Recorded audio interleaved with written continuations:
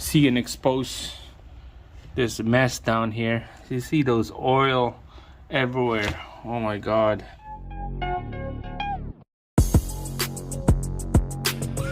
Alright guys, there we go. Welcome back. Chevy Cruze right here, 1.4. The infamous 1.4 turbo oil leak problem. Jesus Christ. What a mess. I started trimming off around the engine already. You can tell there's no intake tube, there's no air box. It's gone. Grab the harness from here, so swung it over on this side so we have lots of room. It's not a mess area right here. So it's nice and detailed, clean. So we got a good view of this mess that I'm doing here. I'm gonna be taking out this engine mount out, and then we're gonna support the engine from underneath with the floor jack. So let's go down here. I took the wheel liner off so I could see and expose this mess down here. You see those oil everywhere. Oh my god, all over the place. Anyways, let's go back up here. So it's hard to tell where's the oil leaking coming from. You can see that there's oil down there and mostly oil up here. And you know how the gravity works is whatever's up here is that's where the leaks are coming from. So to me, I believe it's coming from there. So we're gonna have to clean this up, get all those dirt and mud and oil with brake cleans. We're gonna clean up with the brake cleans here. So let's start doing that, get it started, and then start taking out the engine mounts. All right, here we go. Clean, clean, clean. Brake cleans everywhere.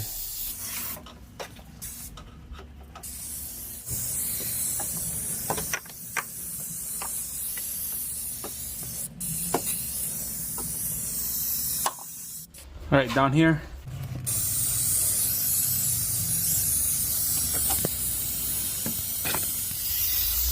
All right, it's good for now. We're gonna give this thing a good wipe with the rag, get all that dirt and mud out, especially the oil. All right, guys, so it's time to take out this engine mounts on the passenger side. Make sure to get the floor jack ready down here.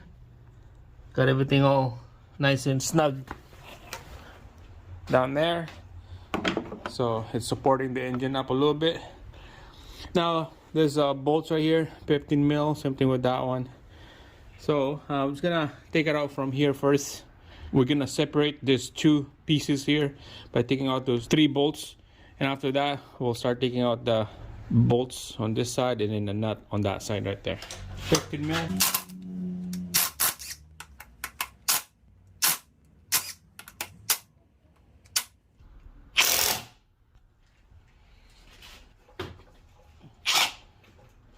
You see that drop of the engine?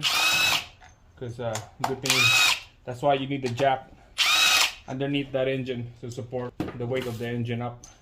All right, we're just gonna break that bolt loose and then we'll zip it up after.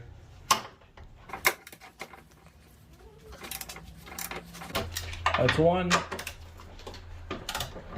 That's 2 right there, and then the last one.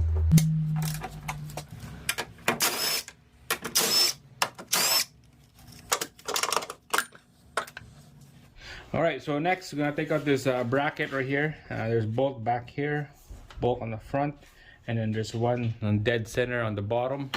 15 mil socket on those one as well. That's the bolt right there I'm talking about. It's hard to see, but it's right there, dead center.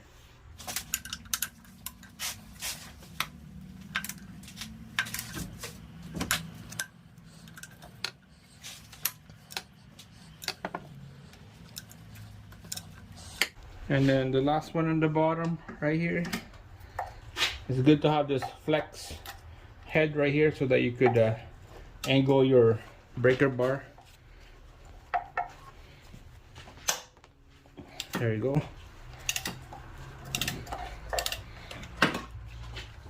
Alright guys, these bolts are super loose now.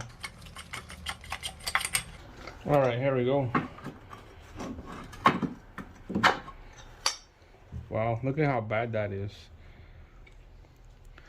It's nasty.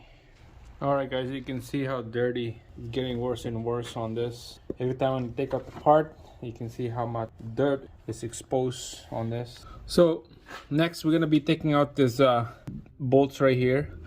Okay, I'll just use a 3/8 socket right there. 3/8. It works good. It's nice and tight in there.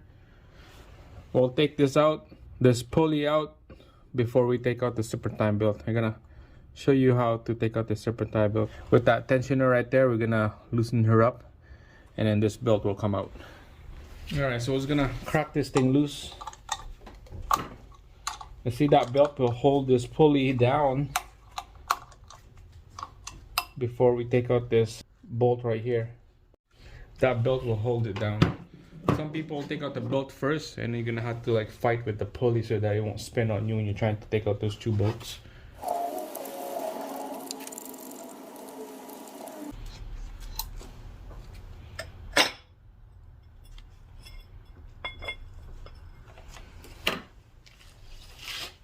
Alright, so you can see the belt is loose. We don't need to loosen the tensioner. Just gonna take this out. We're gonna replace this with the new one. I can see that problem here already. See that hole right there? See how bad that crack is?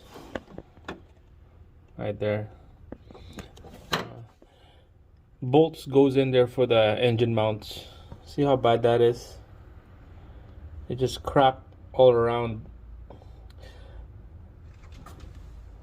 That's a timing cover, part of the timing cover anyway, so I don't know if that's gonna do anything with the coolant leak or anything like that.